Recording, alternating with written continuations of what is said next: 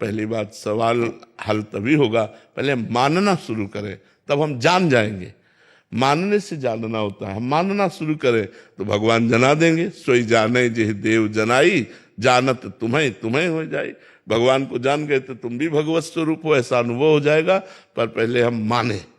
हमें भगवान दिखाई नहीं देते, लेकिन संत ने कहा है हम माने, तो ऐसा शुरू कर दो, सवाल हल हो जाएगा। जो मायाकृत सवाल है वो हल हो जाएगा। हम पहले मानना शुरू करें। जैसे मान लो आपको हमें भगवान दिखे क्या? नहीं दिखे ना, लेकिन आप कहीं ना कहीं भगवत भाव रखती है ना कि संत हैं, ये भगवान के स्वरूप है, ये भगवान संत भगवान है, तो आपने माना ही तो ना। आपने माना संत भगवान है तो आपकी भावना बन गई ना। आपने देखा तो नहीं, आपने देखा तो मनुष्य स्वरूप, लेकिन आपने मान लिया संत भगवान है। अरे आज हम संत भगवान के दर्शन करके आ रहे हैं तो हृदय आनंदित हो गया। क्यों? क्योंकि आपने माना। हमें लगता है यदि हम मान्यता कर ले, हम माने तो माने से जाने हो जाएगा। जान करके मानना है तो बहुत बड़ी बात है, बहुत समय लगेगा। मान करके जानना में बहुत कम समय लगता है। हम मान लिया हमारे गुरुदेव, मान लिया हमारी माता, मातृ देवो भव, पितृ देवो भव, ये हमारे भगवान है, तो हमारा परिवार से मोह भी नष्ट हो जाएगा और परिवार की सेवा भी बड़े प्रेम से होगी और भगवान की भी प्राप्ति हो जाएगी। इशिता जी बेंगलोर से। श्री हरिवंश। श्री हरिवंश महाराज जी, महाराज जी हम श्री जी को वो भोग लगाते हैं जो हमें खाने को पसंद हो। ऐसे में महाराज जी रसेंद्री पर शासन नहीं हो पा रहा, मतलब। हाँ, एक बार हम कई बार बता चुके हैं, हमें मीठा पसंद था, तो था इसलिए कह रहे कि अब तो कोई रुचि ही नहीं रह गई किसी भी तरह, मतलब भोजन की भी रुचि नहीं है। समय से भोजन सामने प्राप्त हो जाता है, जो इच्छा हो, तो रुचि नहीं रह गई कि यार ये पाया जाए, ये खाया जाए, ऐसी कोई रुचि नहीं रह गई। पहले मीठा में बड़ी रुचि थी, तो परिक्रमा दे के राधा वल्लभ जी के, बिहारी जी के दर्शन करके निकले तो सामने गरम गरम इमरती निकाली जा रही थी। दृष्टि गई कि यार गरम गरम इमरती, मीठा प्रिय था और पैसा पास था नहीं, पैसा पास रखते नहीं थे। तो एक ब्रजवासी अचानक, अब देखो भगवान का विधान होता है, अचानक आए वो 50 रुपए, तो हमका इमरती लेके दे दो। तो उन्होंने इमरती, बहुत जलन हुई। एक साधारण चीज इमरती में गिर गए, भगवान ने वो विधान बनाया, इमरती दी। तो हम गुरु जी के पास गए अपने और घटना बताई कि इमरती देख के ऐसा मन हुआ, तो मन होने के कारण भगवान ने व्यवस्था कर दी इमरती। तो महाराज जी ऐसे तो मन बहुत परेशान कर देगा। तो महाराज जी के शब्द थे, जिस विषय में तुम्हारा राग हो उस पदार्थ को लेकर भोग लगाओ और उसका किनका ले लो और बांट दो। अब जैसे आपका मन है कि हलवा बहुत पसंद है, बढ़िया हलवा बनाओ, भोग लगाओ, ठाकुर जी को पवाओ और थोड़ा किनका ले लो, बकाया बांट दो। कोई नहीं तो गाय को पवा दो, आप रोटी दाल पाओ, तो आपकी रसेंद्री कब्जे में हो जाएगी। अब ऐसे घर में ठाकुर जी विराजमान, रोज मन आजिए आजिए आजिए आजिए, तो वो प्रभु का बहाना लेकर अपनी वासना का पोषण करता रहेगा। इसलिए उत्तम भोग लगाए मोर मरकट को सेवय, स्वामी हरिदास जी उत्तम प्रकार का भोग लगाते ठाकुर जी को और मोर मरकट को बांट देते, और आप जो है चना पाते, एक मुट्ठी चना फुला देते, वही चना पाते और ठाकुर जी को 56 भोग लगा करके और सब मोर मरकट ब्रजवासी जन ऐसे बांट देते थे।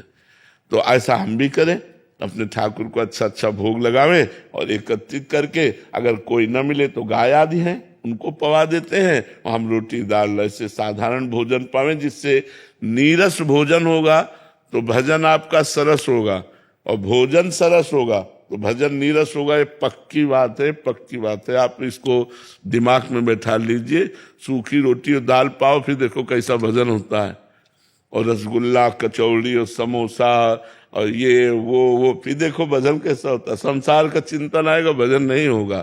तो रूखा सूखा खाने पर भजन होता है, बहुत अच्छे अच्छे पदार्थ पाने पर भजन नहीं होता है।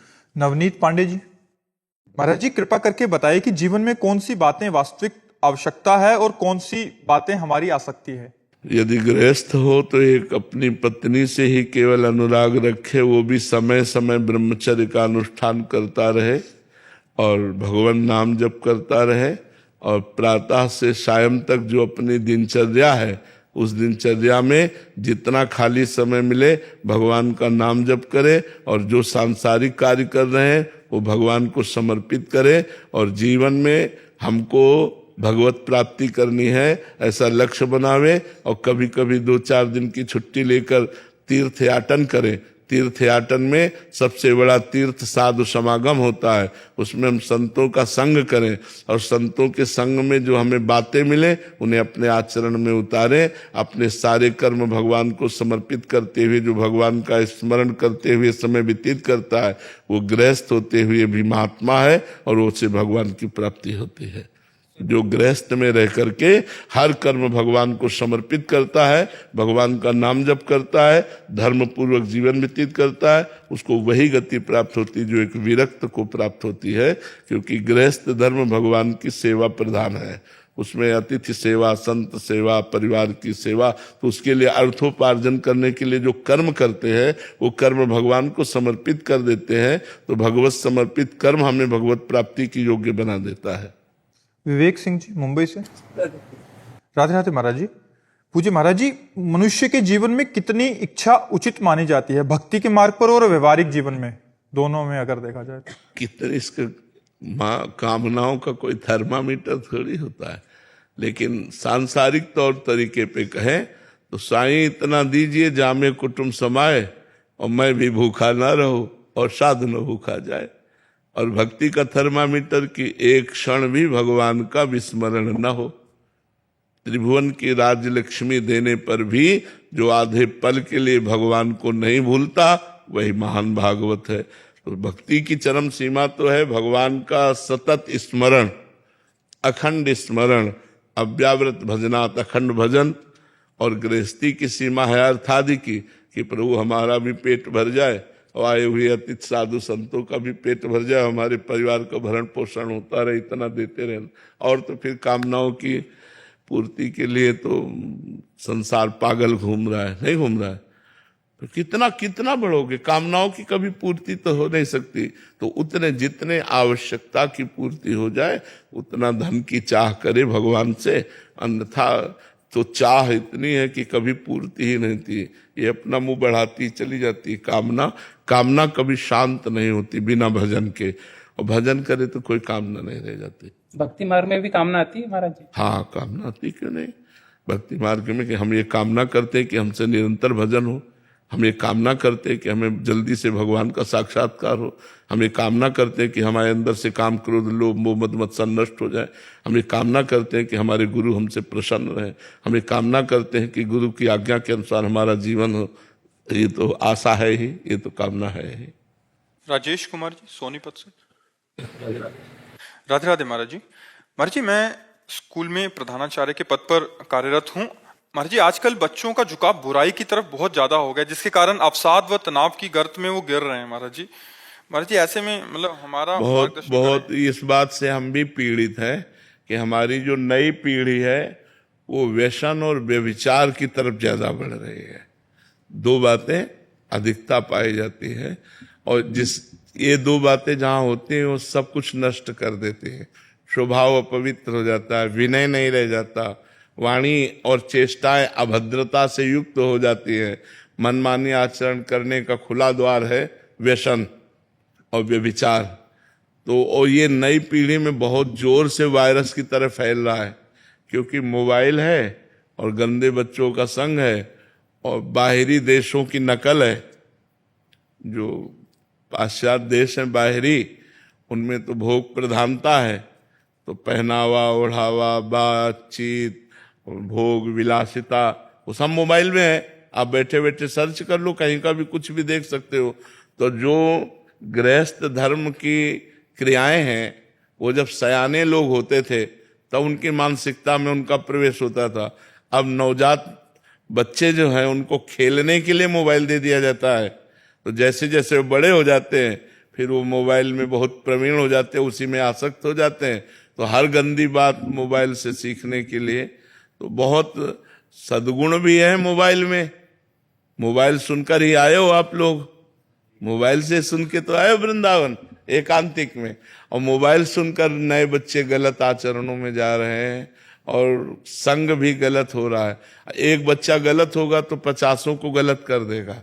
तो ये जो माता पिता की अवहेलना और गुरुजनों के वचनों को ना मानना, ये ज्यादा पतन में ले जा रहा है।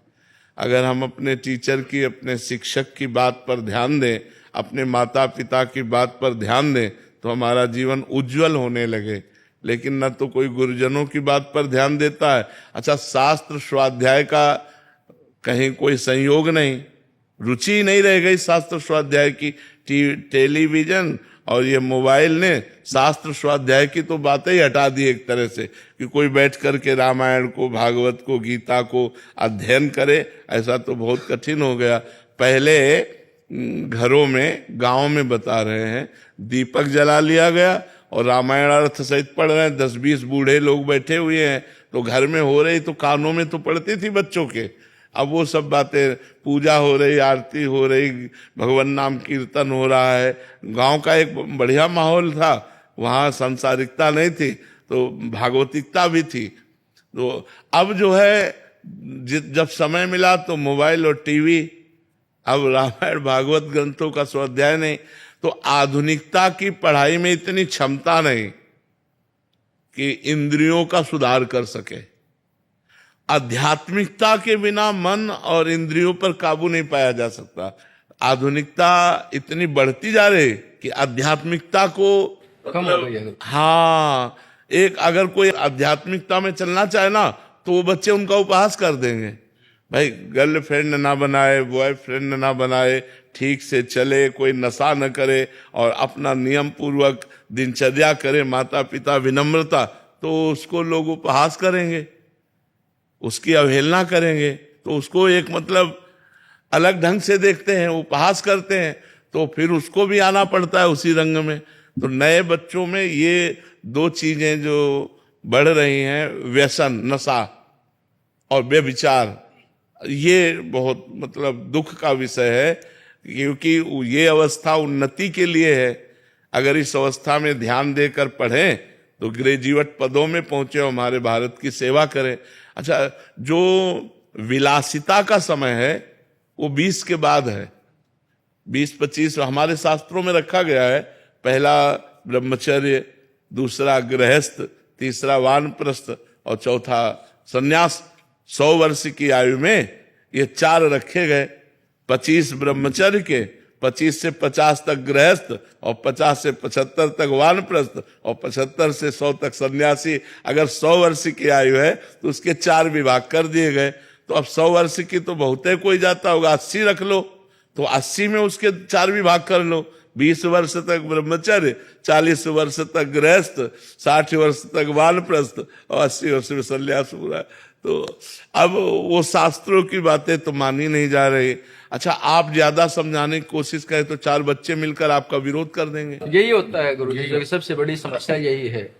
तो बच्चों को हम समझा भी नहीं पा रहे हैं। तो इसी दिशा में मार्गदर्शन करें कि हम क्या उपाय करें कि आज जो युवा पीढ़ी है वो हिंसक हो जाते हैं सर। जो हमने अपनी बात रखी है वो अवसाद और तनाव में है और इतने चिड़चिड़े होते हैं और उसकी वजह से वो हिंसक भी हो जाते हैं। वाणी में नैतिकता नहीं रहती है और वो घर और बाहर दोनों समाज में हर जगह दिखाई देती है। तो इसलिए गुरुजी इस पर अब बिना आध्यात्मिकता के कैसे सुधार सकते? अब देखो, ये नए बच्चे ही है, इनके अंदर कहीं ना कहीं सुन करके भागवतिकता आई है। तो देखो, ये सब बैठे हुए हैं और सुबह जब हम आते हैं, सुबह पद यात्रा में, तो उनमें 10,000 लोग तो बड़े बूढ़े टोटल जवान होते हैं, टोटल 9 युवक होते हैं। तो जो 9 युवक भाई हमें सहयोग दे रहे हैं कि संत वाणी सुन रहे हैं और उसका आचरण में उतार कर रहे हैं, तो हमें लगता है काफी परिवर्तन हो रहा है, काफी परिवर्तन। और बिना आध्यात्मिकता आए विनम्रता नहीं आती। वैसे विद्या विनयम ददाती, विद्या विनय को प्रदान करती, पर आज बच्चे उद्दंड हो रहे हैं, विनय छोड़ करके उद्दंड हो रहे हैं। हाँ, तो आध्यात्मिकता ही है भैया जो सुधार सकती है, और दूसरा तो कोई उपाय है नहीं। ज्यादा अगर करे तो बच्चे विरोध पैदा कर देते हैं, बच्चे मारने पीटने में टीचर के उतारू हो जाते हैं। ऐसी कभी सोच नहीं थी। ऐसी सोच नहीं थी गुरु जी, अब तो बहुत सारी घटनाएं पढ़ते हैं। हाँ हाँ जी वो अकेले कुछ क्षेत्र में नहीं, संपूर्ण भारत में इस प्रकार की घटनाएं हो रही। जी जी जी। साक्षी जी। राधे राधे महाराज जी। महाराज जी, माता पिता और जीवन साथी दोनों ही महत्वपूर्ण हैं। माता पिता का ऋण हम उतार नहीं सकते और जीवन साथी के साथ जीवन व्यतीत करना सांसारिक नियम है। हमें किसके प्रति अपने कर्तव्यों का दायित्व निभाना चाहिए? दोनों के प्रति निर्वाह करना चाहिए, क्योंकि पति भगवान का स्वरूप माना गया है। और मातृदेवो भव पितृदेवो भव, वेद ऐसा कहते हैं। माता पिता साक्षात भगवान के स्वरूप हैं और पति भी भगवान का स्वरूप है, इसलिए हमें दोनों की सेवा करनी चाहिए। वो नरकगामी पुत्र होते हैं जो अपने माता पिता को दंड देते हैं, मारते हैं, पीटते हैं, गाली देते हैं, उनकी सेवा नहीं करते, वो आगे चलकर बड़ी दुर्गति को प्राप्त होंगे। माता पिता बहुत करुणा करके भगवान सेवा का अवसर देते हैं। तो ऐसा सौभाग्य उस पुत्र या पुत्री को माता पिता बिस्तर में ही शौच कर दें और हम उनके बिस्तर साफ करें, कपड़े साफ करें, जैसे हम कर देते थे तो वो करते थे ना, ऐसे हम अब उनकी सेवा करें। लेकिन प्रायः ऐसे बहुत कम संतान होती है जो वयोवृद्ध माता पिता को कटुवचन न बोले, मारे पीटे ना, उनका तिरस्कार न करे और उनकी दैन्य भाव से सेवा करे, तो वो धन्य हो जाता है। माता पिता की सेवा भगवान की प्रसन्नता का हेतु है। जो अपने माता पिता की सेवा करते हैं, इसी से भगवान प्रसन्न हो जाते हैं। देखो विट्ठल भगवान जो है ना, महाराष्ट्र में जो ऐसे खड़े हैं, वो माता पिता की सेवा के प्रभाव से ही पुंडरीक जी को दर्शन देने आए थे। पुंडरीक जी अपने माता पिता को भगवान मान करके रात दिन उनकी सेवा करते थे। तो एक दिन भगवान प्रसन्न हुए उनकी मातृ पितृ भक्ति देख करके। पीछे से आवाज आई, पुंडरीक हमारे दर्शन कर लो। बोले कौन हो? बोले भगवान है। तो एक ईंट डाल दे कि आप इस पर विराजमान हो। वैसे नाम विट्ठल है पर प्यार से उनको विट्ठल कहते हैं, विट्ठल भगवान। तो देखो माता पिता की सेवा से विट्ठल भगवान स्वयं दर्शन देने पुंडरीक के पास आए। इसलिए माता पिता की सेवा अत्यंत अनिवार्य है। जी, इसमें दो परिस्थितियां आती हैं, एक है पुत्री और एक है पुत्र। पुत्री विवाह के बाद ससुराल में चले गई तो उसके पति हैं, उसके सास ससुर हैं। अभी पुत्र का तो जिम्मेदारी, प्रथम जिम्मेदारी है ही अपने माता पिता लेकिन यदि पुत्र तिरस्कार कर दे तो पुत्री, इस पुत्र और पुत्री दोनों उनके ही तो अंश हैं, तो फिर पुत्री का कर्तव्य है कि वो अपने ससुराल पक्ष को अनुकूल करके अपने माता पिता की सेवा करे। पर हमें लगता है पुत्रों को तो स्वतंत्र रूप से माता पिता की सेवा करने का अधिकार है, और लड़की कहीं जाकर दूसरे घर की बहू है तो ये बड़ी समस्या है। पर अधिकार उसका भी है कि अपने माता पिता की सेवा करके अपने कुल को पावन करे। अधिकार है, पर समस्या ये है कि मान लो पति कह दे कि हम अपने घर में नहीं रखेंगे। जी महाराज जी, बहुत सारी परिस्थितियां बड़ी समस्या है, वो पराधीन है। लेकिन पुत्र तो स्वतंत्र है ना, पुत्र को तो चाहिए माता पिता की सेवा करे। अब लड़की पूर्ण रूप से तो नहीं सेवा कर पाएगी, क्योंकि जब घर में नहीं रखने देंगे तो वो क्या कर सकती है, और जाके कर नहीं सकती क्योंकि यहाँ हाँ वही बात है, उसकी तो परतंत्रता है। पर यदि ऐसा सौभाग्य हो तो करना चाहिए। चंद्रभूषण सिंह जी, अहमदाबाद से। श्री हरिवंश। श्री हरिवंश महाराज जी। महाराज जी, जैसे बोला जाता है कि आत्मा ही परमात्मा का स्वरूप है, वो नष्ट नहीं होती, वो बस शरीर बदल लेती है। तो जो पाप कर्म पिछले शरीर से किए गए थे उसे नया शरीर क्यों भोगता है? उसे वही शरीर क्यों नहीं भोग लेता? इसके अलावा आत्मा परमात्मा का स्वरूप है तो हमें वो बुरे कर्म करने के लिए क्यों नहीं रोकती? आत्मा क्या रोल है महाराज? आप अपने आत्म स्वरूप को जानते हैं? नहीं जानते ना, इसीलिए आपसे गलती होती है, क्योंकि आप अपने आत्म स्वरूप को न जान करके शरीर से तदात्म कर लिए हैं, मैं पुरुष हूं। ऐसा है ना, जब आप शीशा देखते तो यही तो लगता मैं हूं। आत्मा को भूल गए, मतलब परमात्मा को भूल गए। बस यही भूल माया में फंसा दिया। अब जो आप पाप करते हैं तो आपके शरीर की एक सीमा है, 100 वर्ष, 70 वर्ष, 80 वर्ष। अब मुकदमा यहां अपने 10-10 वर्ष नहीं चलता। छोटी अदालत है, कई अदालत है। तो आज आपने अपराध किया, हत्या की, तो आज ही फांसी में थोड़ी चढ़ा दिए जाओगे। 10 वर्ष मुकदमा चलेगा, तो 20 वर्ष मुकदमा चले, इसके बाद उसका निर्णय हो। तो अपनी बड़ी सरकार है, आपने इस योनि में पाप किए और अनेक योनियों में दंड भोगना पड़ेगा, अनेक शरीर धारण करके दंड भोगना पड़ेगा। क्योंकि बड़ी सरकार है ना, अनंत ब्रह्मांडों का हिसाब किताब है ना, तो इसी योनि में दंड नहीं मिलता। इस योनि में खूब आराम से पाप कर लो, आपको जो दंड मिलेगा वो अन्य योनियों में मिलेगा, अगले जन्मों में मिलेगा। अब इस योनि में आपको पुण्य कर लो, उसका फल अभी नहीं मिलेगा, वो आगे मिलेगा। जैसे हमने पूर्व में पाप किए तो अब हमें भोगना पड़ रहा है, पूर्व में पुण्य किए तो वो अब मिल रहा है। लेकिन अब पाप कर्म कर रहे हैं और पूर्व का पुण्य चल रहा है तो चकाचक आनंद है। अब पुण्य कर रहे हैं लेकिन पूर्व पाप चल रहा है, बड़ा दुख, बड़ी परेशानी, बड़ी समस्या है। इसीलिए लोग समझ नहीं पाते कि धर्मात्मा पुरुष दुखी है और पापात्मा सुखी है। इस निर्णय को नहीं समझ, ये हमारा भगवान का कानून है, इसलिए भोगना पड़ता है, अन्य जन्मों में भोगना पड़ता है।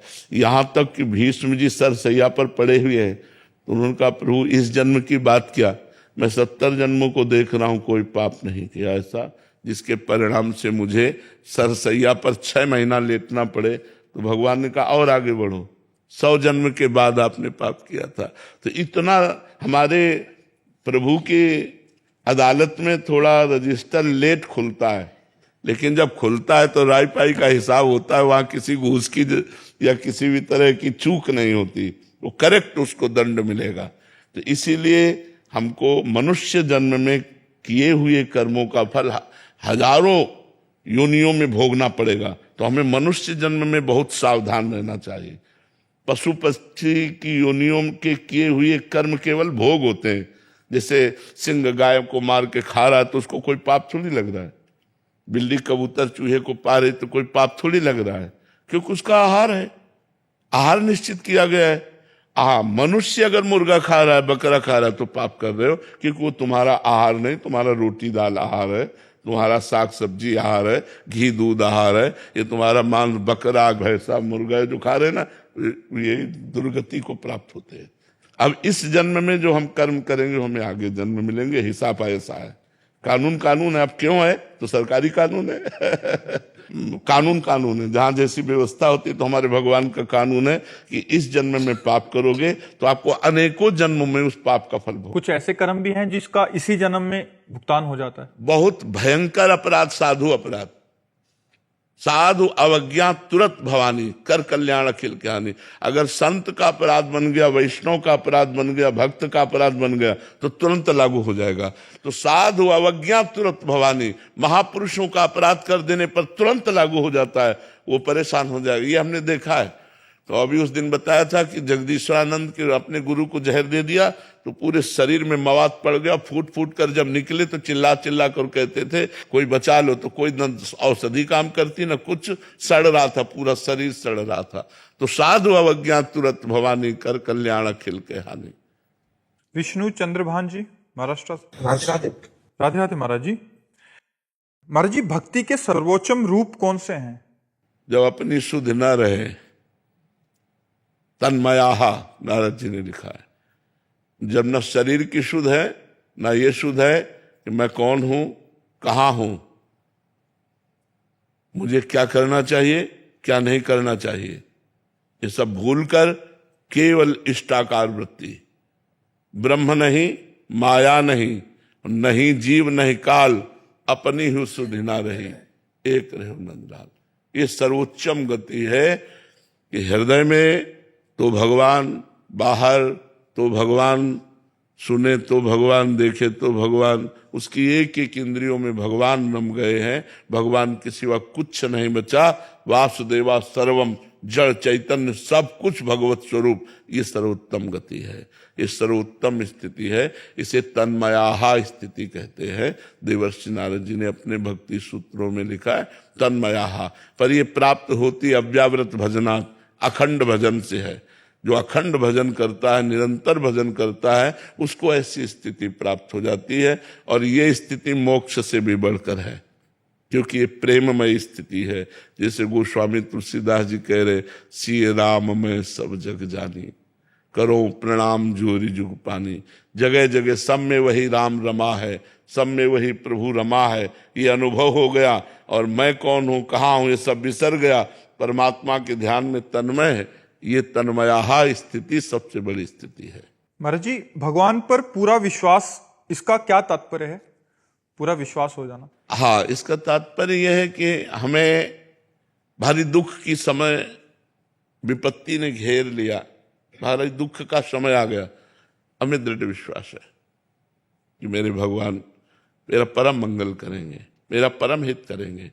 ये दुख नहीं है, ये विपत्ति नहीं, भगवान का किया हुआ विधान, इसमें परम मंगल होगा। जैसे एक श्री दाम नाम के भगत थे, श्री दाम नाम था उनका। वो भगवान के परम भक्त थे और निष्काम भक्त थे। तो उनको पहले एक राज कर्मचारी के यहाँ नौकरी मिली। उनकी निष्कामता देखकर मंत्री जी ने अपने पास रख लिया और निष्कामता और प्रवीणता देखी तो बादशाह के सामने पेश कर दिया। तो बादशाह ने उनको निष्कामता के कारण ही खजांची बना दिया। अब वो इतने दयालु हृदय के थे, विश्वास की बात कहता हूं, इतने दयालु हृदय के थे कि जैसे कोई आया और कहा श्री राम जी हमारी बेटी का ब्याह है, तो खजाने से चुपचाप रुपया लेके दे देते।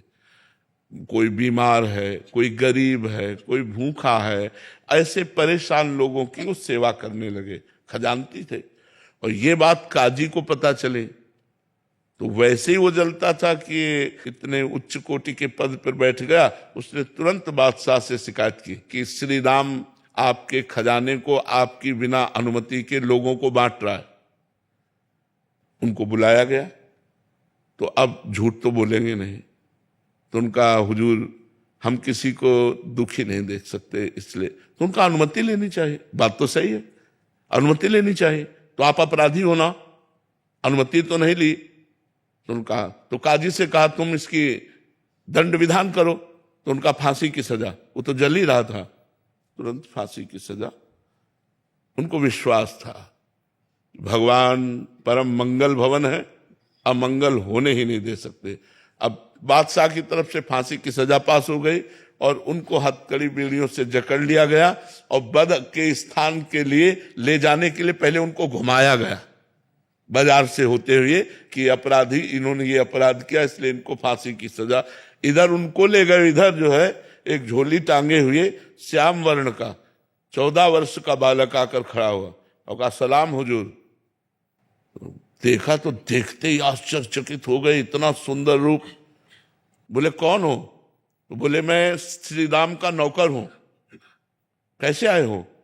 बोले हिसाब चुकाने आया हूं, खजाने का तुम्हारा जो भी चला गया है। और ऐसे झोली पलटाई तो वो दिव्य हीरे कि एक हीरे की कीमत उसके खजाना पूरा नहीं, कहा ये सब रख लो और तुरंत मेरे मालिक को छोड़ दो।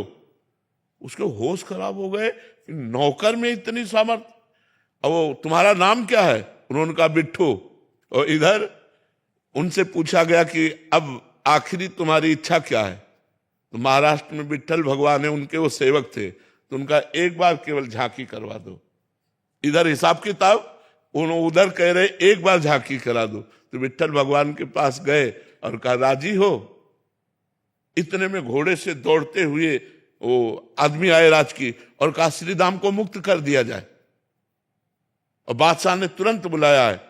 तो बादशाह ने बुलाया और कहा कि वो तुम्हारा नौकर वो हीरे डालकर पता नहीं कहां चला गया, मैं दोबारा देखना चाहता हूं, एक बार उसका दीदार करना चाहता हूं। तुम इतने धनी थे, हमें क्या पता कि हम तुम्हारे गुलाम बन सकते हैं। ऐसे हीरे तुम्हारे पास हैं, तुम्हारा नौकर लेकर के आया, तुम पहले क्यों नहीं बताया? तो उनका हुजूर हम आपके ही नौकर हैं, हमारा कोई नौकर नहीं है, आप विश्वास मान। बोले कैसे विश्वास मान? वो कह के गया। बोले क्या नाम बताया? बोले बिट्ठू। अरे बोले महाराज वो हमारे विट्ठल भगवान है, वो हमारे इष्ट है, वो इसलिए तो वो रो पड़ा। उसने कहा एक बार दीदार करा दो। बोले हमारी सामर्थ्य नहीं, वो स्वतंत्र है, अगर वो चाहे तो दर्शन दे सकते। मैं तो विश्वास कि जो मैं धर्म का कार्य कर रहा हूं, भले फांसी मिली है लेकिन भगवान मेरी रक्षा करेगा। तो भगवान ने रक्षा की कि नहीं? हमारी अंतिम स्थिति तक विश्वास नहीं टूटना चाहिए। एक सांसारिक गाने में भी है ऐसी शक्ति हमें देना दाता, मन का विश्वास मन का विश्वास। हे भगवान, मुझे ऐसी सामर्थ्य प्रदान कीजिए कि किसी भी परिस्थिति में मेरा विश्वास न टूटे, मेरा विश्वास पूरा हो। जैसे एक जमींदारी पहले चलती थी तो बड़ा अत्याचार करते थे गरीबों के ऊपर जमींदार लोग। तो एक गरीब केवट था, तो उसने कुछ रुपए अपनी बेटी के ब्याह के लिए लिए थे। तो साल 2 साल में मेहनत करके पैसा एकत्रित किया और जमींदार को दे दिया जाके, अपनी खेती से कमा के। जमींदार ने वो रुपया लिया पर फाइल से नाम नहीं काटा, कर्जा का जो हिसाब था वो काटा नहीं। 2-4 महीने बाद उसके आदमी गए और कहा जमींदार साहब ने बुलाया है। तो जमींदार ने कहा कर्जा दीजिए। तो उनका साहब हम तो दे गए थे आपको।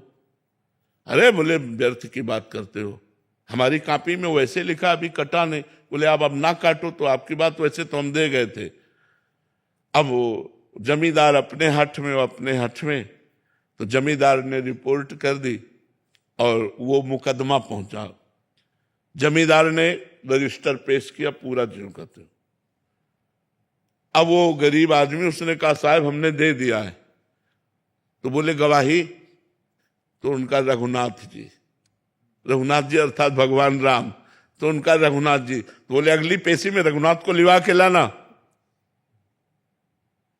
उसने कहा हाँ ठीक है। एकांत में गया और रोया कि हम गरीब आदमी हैं और हमारे परिवार का पोषण उसी खेती से होता है। प्रभु यदि आपने गवाही न दी तो हमारा तो सब बर्बाद हो जाएगा, हमारी बात झूठी हो जाएगी। आप कहाँ नहीं हो? जिस समय वो पैसा दिया था उस समय आप थे, क्योंकि आप सर्वत्र हैं तो आप उस जगह भी थे, इसलिए आपको गवाही देनी पड़ेगी। पहुंचा, उनका अपनी गवाही पेश करो। तो उनका बुलाओ, उसका नाम रघुनाथ है।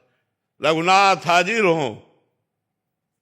लाठी टेकते हुए आए और जमींदार से कहा 100 का नोट हुआ, 200 का नोट हुआ, इतने सोने के सिक्का उस जगह तुम्हारे रखे, वो इसी के तो दिए हुए हैं, हमने देखा।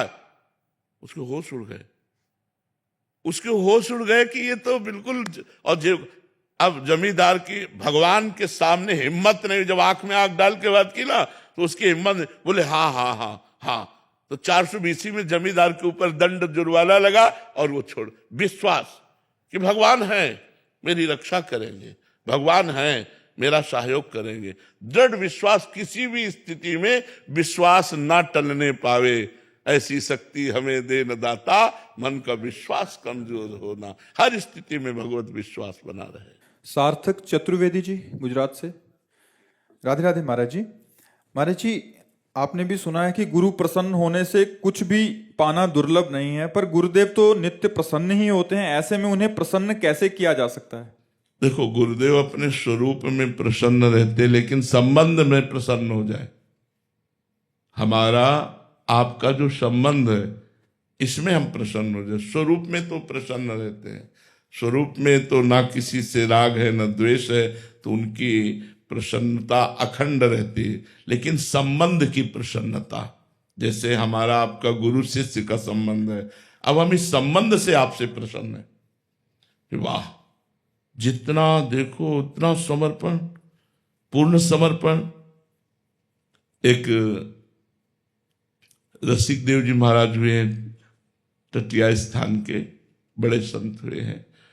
तो उनके गुरुदेव ने जब देखा कि पूर्ण समर्पण की तैयारी कर रहे हैं महापुरुष, दृष्टि डालते हैं। देखो, गुरु जी के प्रसन्न होने की बात कहते हैं, वैसे तो स्वरूप में प्रसन्न है। तो उन्होंने अपने और शिष्यों से कहा पढ़ जाओ पीछे रसिक देव के। बोले जो आ गया।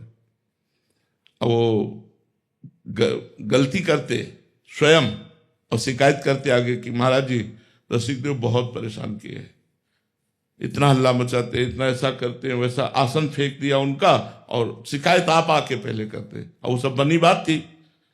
एक बार, 2 बार, फिर तीसरी बार रसिक देव को बुला। रसिक देव, टटिया स्थान तुम छोड़ दो। उन्होंने एक बार भी नहीं कहा गुरुदेव हमसे कोई गलती नहीं हुई, कोई अपराध नहीं हुआ, आप टटिया स्थान से। और गुरु जी की सेवा में संलग्न थे और बहुत ही प्राणपन से समर्पित थे। साष्टांग दंडवत किया, टटिया स्थान से। अब वृंदावन में एक गुरु भाई थे, तो बहुत से संत जनों के शिष्य होते हैं, तो उनके नजदीक रुके।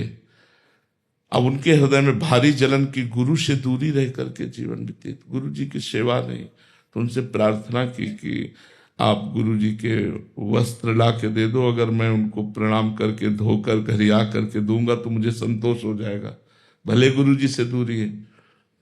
तो उन्होंने जाके एक दिन प्रार्थना की कि महाराज जी वस्त्र सेवा हमें मिलेगी क्या? तो कृपा कर दी, हाँ ठीक है। और वो वस्त्र लेकर जा करके रसिक देव जी वो साष्टांग दंडवत वस्त्रों को करते और धो करके घड़ी करके फिर भेजते। 2-4 दिन हुए थे, वस्त्रों को देख करके कहा, तुम सही बताना, ये तुम वस्त्र धोते हो? क्योंकि वस्त्रों को इतने प्यार से वो घड़ी करके, तो उनका तुम वस्त्रों को धोते हो? तो चुप हो गए। बोले रसिक देव है क्या? बोले हाँ। बोले आदेश कर दो कि वृंदावन से बाहर चले जाए। अब तो क्या गुरु की आज्ञा, रो पड़े बस गुरुदेव की तरफ, वहीं टटिया स्थान की तरफ सिर करके दंडवत किया और वहां से मथुरा चले गए। मथुरा ब्रज वृंदावन तो आज छोड़ने के, जब मथुरा गए, अब गुरुदेव की कैसे सेवा हो? तो जो कोई उनको कुछ चढ़ाता, तो एक भगत को ऐसा जो टटिया स्थान जाता था कि यह सीधे गुरुदेव के चरणों में जा, तो जो कोई चढ़ाता ले दे के कुछ, वो ऐसे सेवा की, गुरुदेव की सेवा बनती रहे। गुरुदेव वो प्राय जल्दी जल्दी, पहले ऐसा नहीं करते थे। तो उन्होंने कहा कि इतने भाव से साष्टांग दंडवत करते हो, भेंट समर्पित करते हो, क्या रसिक देव है क्या तुम्हारे पास?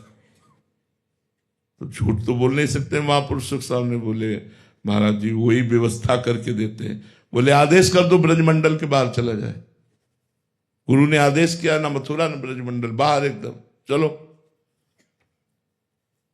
एक बार भी उन्होंने कोई प्रश्न नहीं किया, चले गए बुंदेलखंड में जाकर के उधर। तो उधर अब गुरु के ताप, विरह ताप में जलते, तो गुरुदेव एक बार उधर गए, सूचना मिली, लेकिन उनका आदेश था कि सामने ना आना। तो सामने गुरुदेव के नहीं आए, और गुरुदेव किसी लता के नीचे से निकल लेते तो उनके से खरोच गया और रसिक देव जी के सर पर घाव हुआ। देखो, गुरुदेव को किसी ने गर्म दूध पिलाया तो उनके जबान पे, तो रसिक देव जी के पास जो जन थे उनसे कहा रसिक देव जी ने कि जाओ ये मलहम गुरुदेव के सर पे लगा देना और प्रार्थना करना कि ऐसा गर्म दूध ना पिया करे। जो उन्होंने जा कहा तो उनका, ये बात तुम कैसे जाने? ये बात तो केवल हम जान रहे हैं। रसिक देव है क्या? बोले हाँ महाराज जी रसिक देव है। बोले यहां से भी चला जाए। गुरुदेव की इतनी कठोर वृत्ति। अब लौट के जब वृंदावन आए तो ठाकुर जी नाराज, रूस गए गुरुदेव से। तो उन्होंने ठाकुर जी से कहा आज आप रूसे हुए क्यों? बोले इतना क्यों, मतलब आप रसिक देव को सता रहे? जब तन मन प्राण सब कुछ समर्पित है तो आपको बोले जय जय आपकी सिफारिश। तुरंत बुला, तुरंत रसिक देव जी को बुलाए। जो साष्टांग दंडवत, वो एक टटिया स्थान के आचार्यों में से आचार्य हुए। तो ये है गुरु प्रसन्नता कि गुरु आदेश पर आदेश प्रतिकूल देते जा रहे। एक बार भी प्रश्न नहीं कि गुरुदेव अपराध तो बता दीजिए, गुरुदेव आज्ञा है तो गुरु आज्ञा, सर्वस्व समर्पण, तब गुरु प्रसन्नता होती है। एक बार हमने सुनाया है एकांतिक में कि समर्थ गुरु रामदास जी के शिष्य बहुत से थे, तो एक शिष्य को बहुत प्यार करते थे। सब शिष्यों में प्यार तो सबसे होता है, लेकिन किसी किसी से आत्मा की तरह प्यार होता है, बहुत प्यार होता है। तो ये देख करके और शिष्यों में थोड़ा सा ईर्ष्या हुई कि गुरुदेव भगवान इनको बहुत प्यार करते हैं। तब ये बात स्वामी जी के पास पहुंची, समर्थ गुरु श्री स्वामी रामदास जी। तो उन्होंने लीला की यहाँ फोड़ा का, कि बहुत बड़ा फोड़ा ऐसे पट्टी बांध ली और सब शिष्यों को बुलाया, बोले बहुत दर्द हो रहा है, बहुत बड़ा फोड़ा है। तो उन्होंने कहा कि शिवाजी को बुलाएं, क्योंकि शिवाजी शिष्य थे, शिवाजी को बुलाएं, शिवाजी राजा थे, तो अभी राजवैद्य आ जाएगा, सब ठीक कर देगा। उनका नहीं, शिवाजी को नहीं बुलाना, तुम शिष्यों में से कोई यदि ये फोड़े का मुंह है और यहां मुंह रख करके मवाद पी जाए पूरा, तो फोड़ा ठीक हो जाएगा। भला मवाद कौन पीने के लिए तैयार हो? वही जो शिष्य जिसको बहुत प्यार करते थे, उन्होंने कहा गुरुजी ये सेवा हमें मिलेगी? और किसी ने नहीं बोला, बोले लो तुम ही कर लो। बस वो पट्टी हटाई और वो पीने लगे तो अमृत जैसा स्वाद।